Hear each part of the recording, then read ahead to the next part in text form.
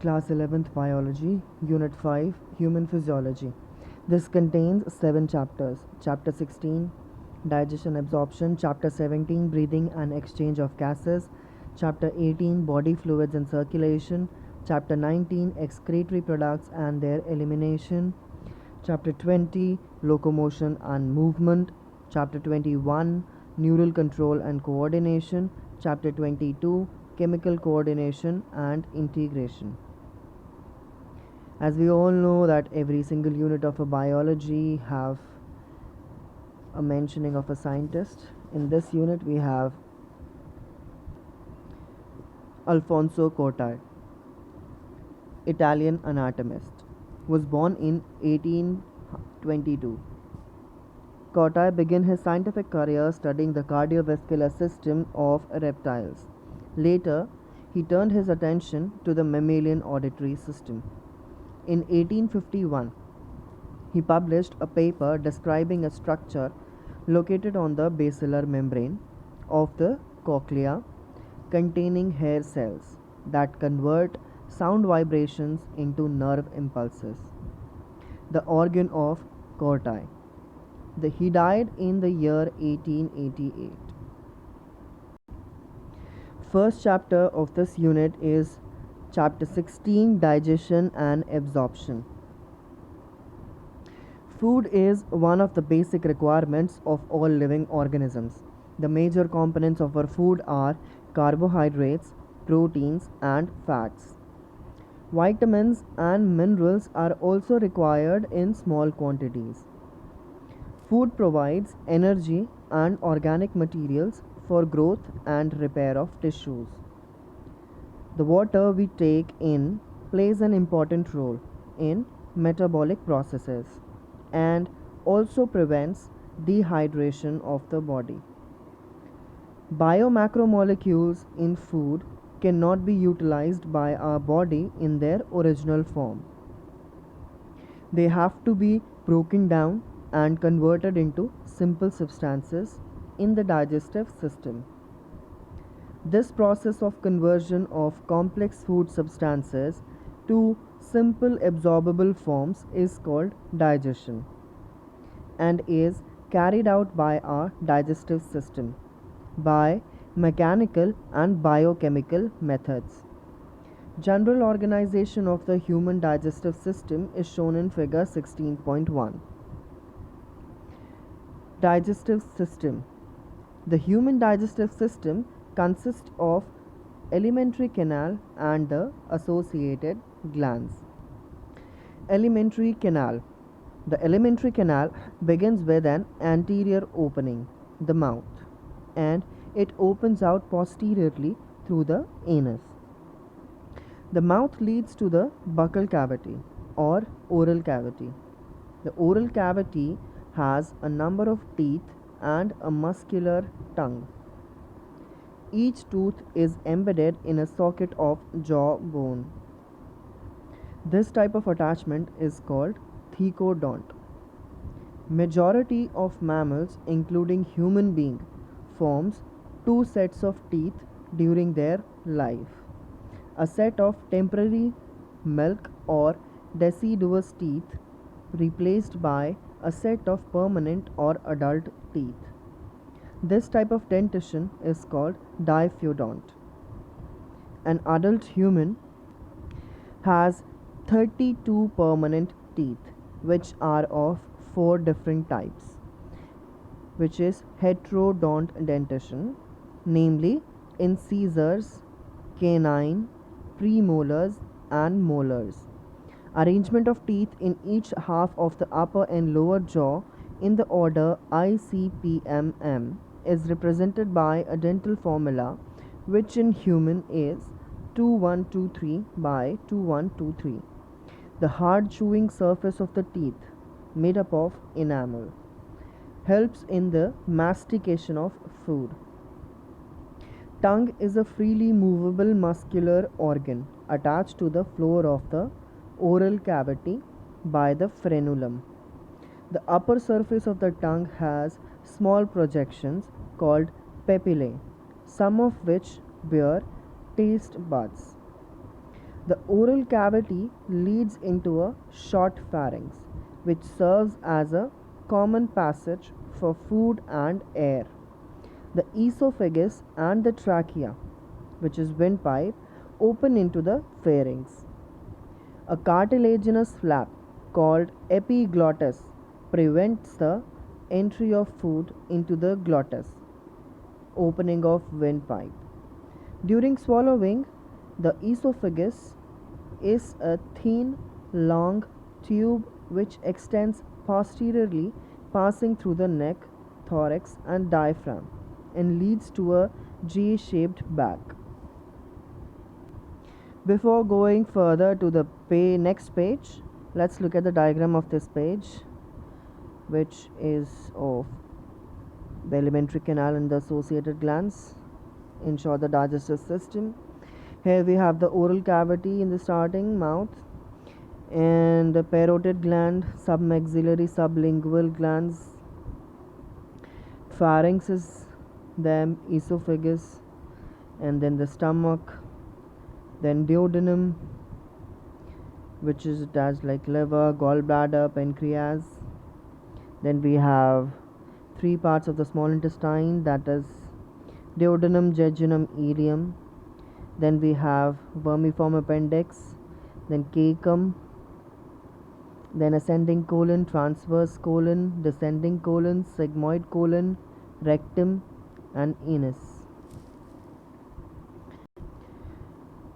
The esophagus is a thin, long tube which extends posteriorly, passing through the neck, thorax, and diaphragm, and leads to a J shaped bag like structure called stomach. A muscular sphincter, gastroesophageal, regulates the opening of esophagus into the stomach. The stomach, located in the upper left portion of the abdominal cavity, has four major parts: a cardiac portion into which esophagus opens, a fundic region, body, main central region, and pyloric portion which opens into the first part of the small intestine. Small intestine is distinguishable into three regions: a C-shaped duodenum, a long coiled middle portion jejunum, and highly coiled ileum. The opening of the stomach into the duodenum is guarded by the pyloric sphincter. Ileum opens into the large intestine. It consists of caecum, colon, and rectum. Caecum is a small blind sac which hosts some symbiotic microorganisms. A narrow finger-like tubular projection, the vermiform appendix, which is a vestigial organ, arises from the caecum. The caecum opens into the colon. The colon is divided into four parts: an ascending, a transverse, descending, and a sigmoid colon.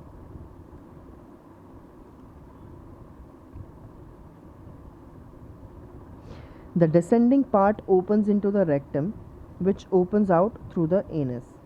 The wall of alimentary canal from esophagus to rectum possesses four layers, namely serosa, muscularis, submucosa, and mucosa. Serosa is the outermost layer and is made up of thin mesothelium, epithelium of visceral organs, with some connective tissues. Muscularis is formed by smooth muscles, usually arranged into an inner circular and an outer longitudinal layer. An oblique muscle layer may be present in some regions. The submucosal layer is formed by loose connective tissues containing nerves, blood, and lymph vessels. In duodenum, glands are also present in submucosa. The innermost layer lining the lumen of alimentary canal is the mucosa.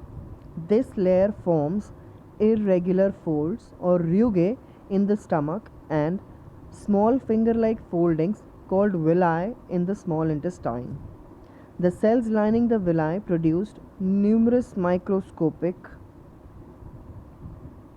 projections called microvilli, giving a brush border appearance.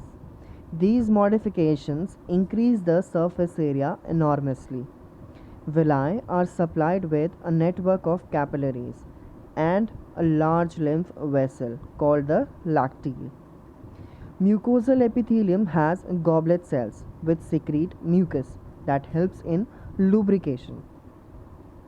Mucosa also forms glands in the stomach, gastric glands, and crypts in between the bases of villi in the intestine, crypts of Lebesgue. All the four layers show modifications in different parts of the alimentary canal. Have a look at the diagram 16.4, which is a diagrammatic representation of transverse section of gut. From outer to the inside there is serosa and then muscularis. Muscularis have two part. Outer one is outer longitudinal, then inner circular, and then is submucosa, then mucosa, the fourth and the last layer, and there is lumen. Look at the diagram 16.5, section of a small intestinal mucosa showing villi. There's villi, lacteal, capillaries, artery, crypts of Lebesgue, and veins. Now we have digestive glands. Digestive glands. So the digestive glands associated with the alimentary canal include the salivary glands, liver, and pancreas. Saliva is mainly produced by three pairs of salivary glands: the parotids, cheek, the submaxillary, submandibular, lower jaw, and the sublinguals below the tongue. These glands, situated just outside the buccal cavity, secrete salivary juice into the buccal cavity. Liver is the largest gland of the body, weighing about 1.2 to 1.5 kg in an adult human. It is situated in the abdominal cavity, just below the diaphragm, and has two lobes. The hepatic lobules are the structural and functional units of liver, containing hepatic cells arranged in the form of cords. Each lobule is covered by a thin connective tissue sheath called the Glissen's capsule. The bile secreted by the hepatic cells passes through the hepatic ducts and is stored and concentrated in a thin muscular sac called the gallbladder. The duct of the gallbladder, or the cystic duct, along with the hepatic duct from the liver, forms the common bile duct. The bile duct and the pancreatic duct opens together into the duodenum as the common hepatopancreatic duct, which is guarded by a sphincter called the sphincter of Oddi. The pancreas is a compound, both exocrine and endocrine, elongated organ situated between the limbs of C-shaped duodenum. The exocrine portion secretes an alkaline pancreatic juice containing enzymes, and the endocrine portion secretes hormones, insulin and glucagon. Now look at the diagram of 16.6, which labels gallbladder and the duct from the gallbladder, which we call as cystic duct, and the ducts from the liver we call hepatic duct, and both forms a common bile duct. Then that common bile duct joins with the pancreatic duct and forms a hepatopancreatic duct, which opens into the duodenum. Okay. Now digestion of food. The process of digestion is accomplished by mechanical and chemical processes.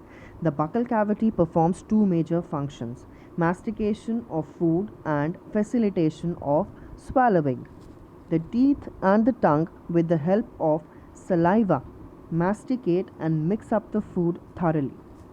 Mucus in saliva helps in lubricating and adhering the masticated food particles into a bolus. The bolus is then conveyed into the pharynx and then into the esophagus by swallowing or deglutition. The bolus further passes down through the esophagus by successive waves of muscular contractions called peristalsis. The gastroesophageal sphincter controls the passage of food into the stomach. The saliva secreted into the oral cavity contains electrolytes: Na plus K plus Cl minus HCO3 minus, and enzymes salivary amylase and lysozyme. The chemical process of digestion is initiated in the oral cavity by the hydrolytic action of the carbohydrate splitting enzyme, the salivary amylase. About 30% of starch is hydrolyzed here by this enzyme. Optimum pH 6.8 into a disaccharide maltose.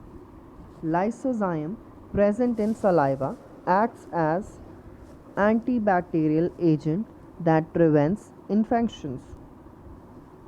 Starch is converted into maltose by salivary amylase at the optimum pH 6.8. Now, the mucosa of stomach has gastric glands.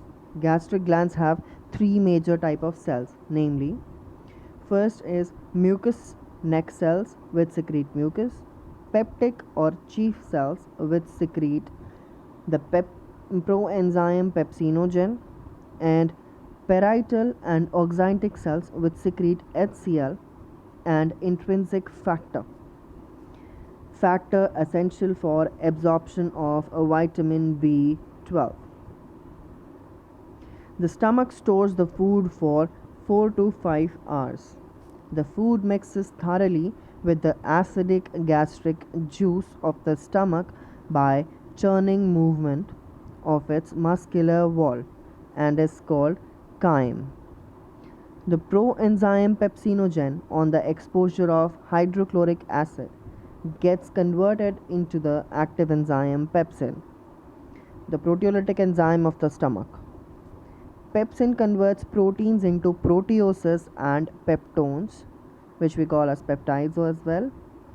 The mucus and bicarbonates present in the gastric juice play an important role in lubrication and protection of mucosal epithelium from excoriation by the highly concentrated hydrochloric acid.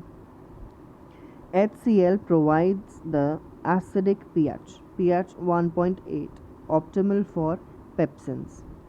Renin is a proteolytic enzyme found in gastric juice of infants, which helps in digestion of milk proteins. Small amounts of lipases are also secreted by gastric glands. Various type of movements are generated by muscularis layer of the small intestine. These movements help in thorough mixing up of the food with various secretions in the intestine and thereby facilitate digestion. The bile, pancreatic juice and the intestinal juice are secretions released into the small intestine. Pancreatic juice and bile are released through the hepatopancreatic duct. The pancreatic juice contains inactive enzymes trypsinogen, chymotrypsinogen, procarboxypeptidases, amylases, lipases, and nucleases.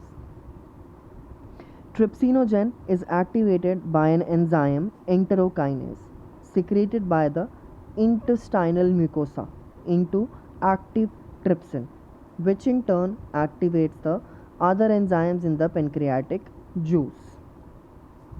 The bile released into the duodenum contains bile pigments, bilirubin and biliverdin, bile salts, cholesterol, and phospholipids, but no enzymes. Bile helps in emulsification of fats, that is, breaking down of fats into very small micelles. Bile also activates lipases. The intestinal mucosal epithelium has goblet cells which secrete mucus. The secretions of the brush border cells of the mucosa, along with the secretions of goblet cells, constitute the intestinal juice or succus entericus. The juice contains a variety of enzymes like disaccharidases, example maltase, dipeptidases, lipases, nucleosidases, etc. The mucus, along with the bicarbonates from the pancreas, from the pancreas, protects the intestinal mucosa from acid as well as provide alkaline medium pH 7.8 for enzymatic activities. Submucosal glands, Brunner glands, also helps in this. Proteins, proteoses, and peptones, partially hydrolyzed proteins, in the chyme reaching the intestine are acted upon by the proteolytic enzymes of pancreatic juices as given below. Trypsin, chymotrypsin, and carboxypeptidase is acting on proteins, peptones, proteoses, and forming dipeptides. Now, carbohydrates in the chyme are hydrolyzed by pancreatic amylase into disaccharidases. That is, polysaccharides or starch, you can say, is getting hydrolyzed by amylase into the disaccharidases. Fats are broken down by lipases with the help of bile into di and monoglycerides. Nucleases in the pancreatic juice acts on nucleic acids to form nucleotides and nucleosides.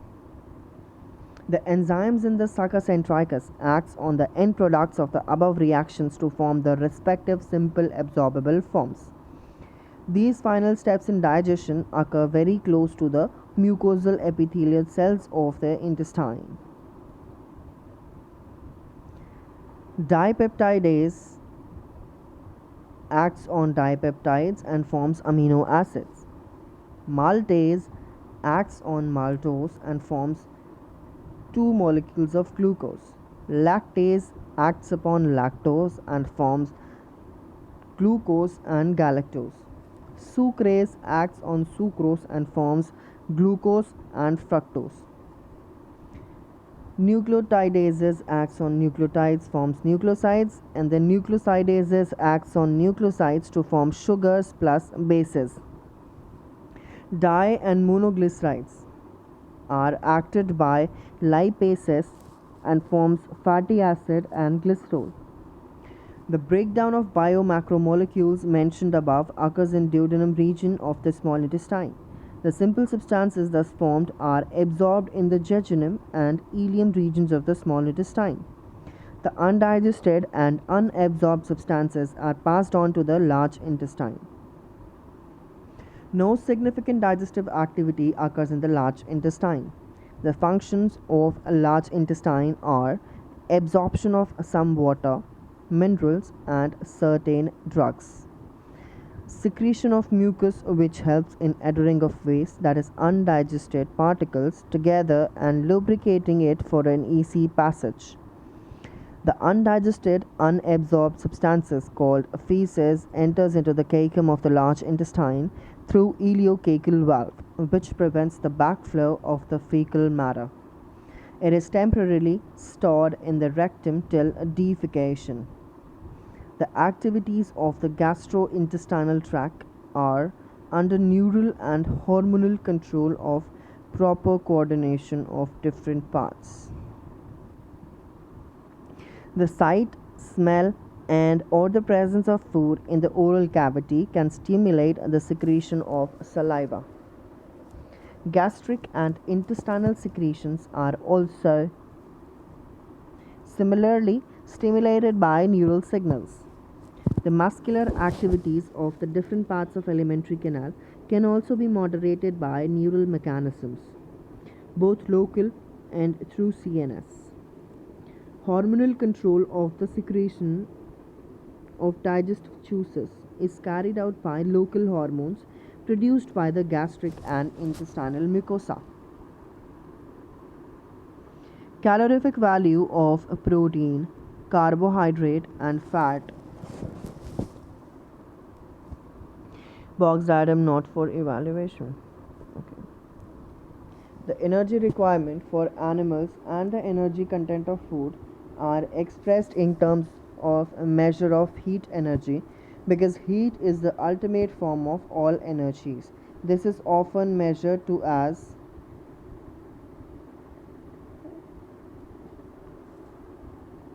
the energy requirements of animals and the energy content of food are expressed in terms of measure of heat energy because heat is the ultimate form of all energies. This is often measured to as calorie or joule, which is the amount of heat energy required to raise the temperature of 1 gram of water by 1 degree centigrade. Since this value is tiny amount of energy, physiologists commonly use kilocalorie or kilojoule. 1 kilocalorie is the amount of energy required to raise the temperature of 1 kg of water by 1 degree centigrade. Nutritionists traditionally refer to kilocalorie as the calorie or joule. The amount of heat liberated from the complete combustion of 1 gram of food in bomb calorimeter, a closed metal chamber filled with oxygen, is its gross calorific or gross energy value. The actual amount of energy combustion of 1 gram of food is the physiologic value of food. Gross calorific values of carbohydrate, proteins, and fats are 4.1 kilocalorie per gram, 5.65 kilocalorie per gram of protein, 9.45 kilocalorie per gram, respectively. Whereas their physiologic values are 4 kilocalorie per gram, 4 kilocalorie per gram, and 9 kilocalorie per gram, respectively. Absorption of digested products. Absorption is the process by which the end products of digestion pass through the intestinal mucosa into the blood or lymph. It is carried out by passive, active, or facilitated transport mechanisms. Small amounts of monosaccharides like glucose, amino acids, and some electrolytes like chloride ions are generally absorbed by simple diffusion. The passage of these substances into the blood depends upon the concentration gradients. However, some substances like glucose and amino acids are absorbed with the help of carrier proteins. This mechanism is called facilitated transport. The transport of water depends upon the osmotic gradient. Active transport occurs against the concentration gradient and hence requires energy. Various nutrients like amino acids, monosaccharides like glucose, electrolytes like Na plus are absorbed into the blood by mechanism. Fatty acids and glycerol, being insoluble, cannot be absorbed into the blood. They are first incorporated into small droplets called micelles, which move into intestinal mucosa. They are reformed into very small protein coated globules called the chylomicrons, which are transported into the lymph vessels, that is, lacteals in the villi. These lymph vessels ultimately release the absorbed substances into the bloodstream. Absorption of substances takes place in different parts of alimentary canal, like mouth, stomach, small intestine, and large intestine. However, maximum absorption occur in small intestine. A summary of absorption sites of absorptions and substances absorbed in table 16.1. Mouth absorbs like certain drugs coming in contact with the mucosa of mouth and lower side of the tongue are absorbed into the blood capillaries lining them. Stomach absorption of water, simple sugars and alcohol etc. takes place. Small intestine, principal organ for absorption of nutrients. The digestion is completed here and the final products of digestion such as glucose, fructose, fatty acids, glycerol and amino acids are absorbed through the mucosa into the bloodstream and lymph. Large intestine, absorption of water, some minerals and drugs takes place. The absorbed substances are finally reach the tissue which utilize them for their activities, and this process is called assimilation.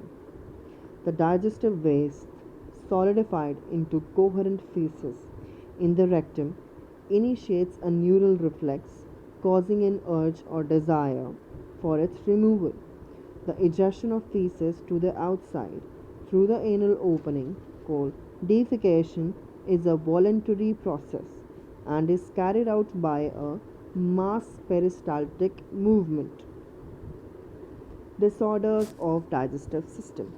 The inflammation of the intestinal tract is the most common ailment due to bacterial or viral infections.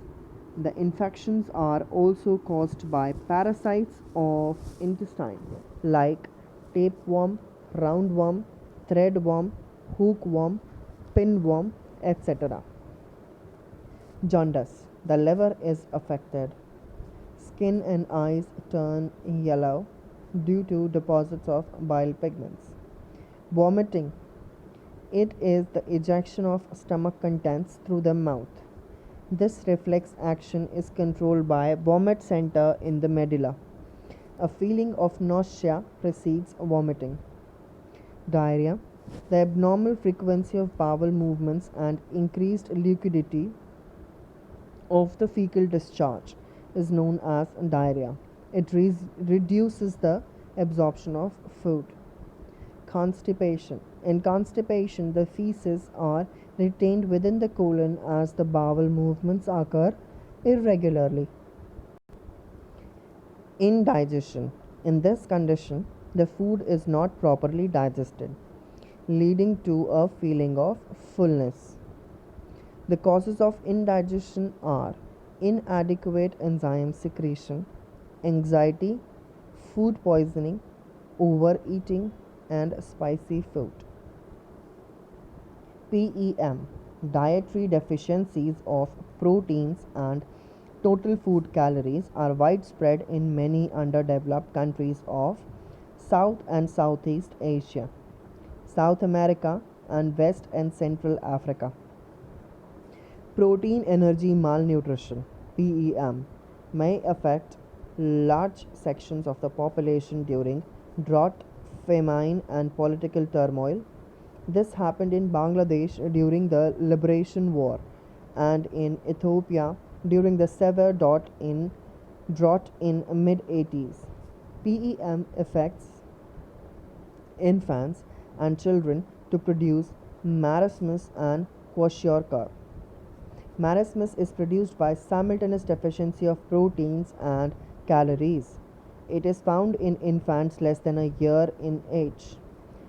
If mother's milk is replaced too early by other foods which are poor in both proteins and caloric value, this often happens if the mother has second pregnancy or childbirth when the older infant is still too young. In marasmus, protein deficiency impairs growth and replacement of tissue proteins. Extreme emaciation of the body and thinning of the limbs results. The skin becomes dry, thin, and wrinkled. Growth rate and body weight decline considerably. Even growth and development of brain and mental faculties are impaired. Kwashiorkor is produced by protein deficiency, unaccompanied by calorie deficiency.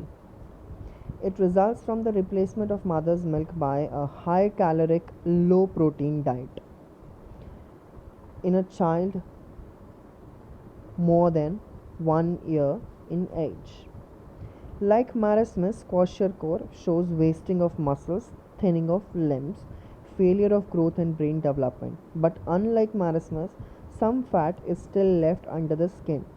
Moreover, extensive oedema and swelling of body parts are seen. Summary.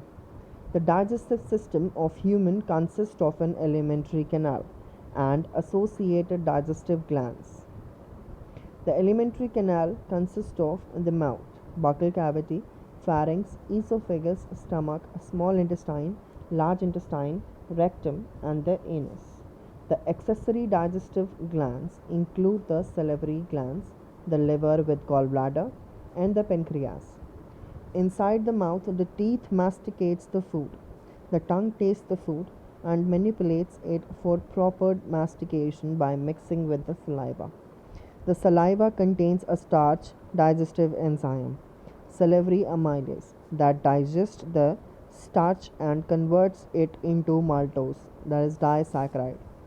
The food then passes into the pharynx and enters the esophagus in the form of a bolus, which is further carried down through the esophagus by peristalsis into the stomach. In stomach, mainly protein digestion takes place. Absorption of simple sugars, alcohol, and medicines also takes place in the stomach. The chyme enters into duodenum portion of the small intestine and is acted on by the pancreatic juice. The bile and finally by the enzyme is the succus entericus, so that the digestion of carbohydrates, proteins, and fats is completed. The food then enters into the jejunum and ileum portions of the small intestine. Carbohydrates are digested and converted into monosaccharides like glucose. Proteins are finally broken down into the amino acids. The fats are converted into fatty acids and glycerol. Digested end products are absorbed into the body through the epithelial lining of the intestinal villi. The undigested food, that is feces, enters into the cecum of the large intestine through ileocecal valve, which prevents the backflow of the fecal matter. Most of the water is absorbed in the large intestine. The undigested food becomes semi-solid in nature and then enters into the rectum, anal canal, and is finally egested out through the anus. Here the summary ends and the chapter ends. And kindly please, read out the summary also, because sometimes in some chapters the lines which are not written in the whole chapter are given in summary, and some examinations put up questions from the summary lines, so please read out those as well.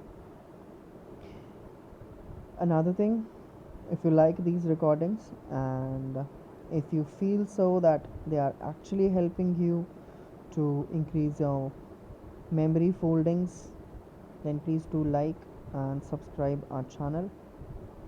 Thank you.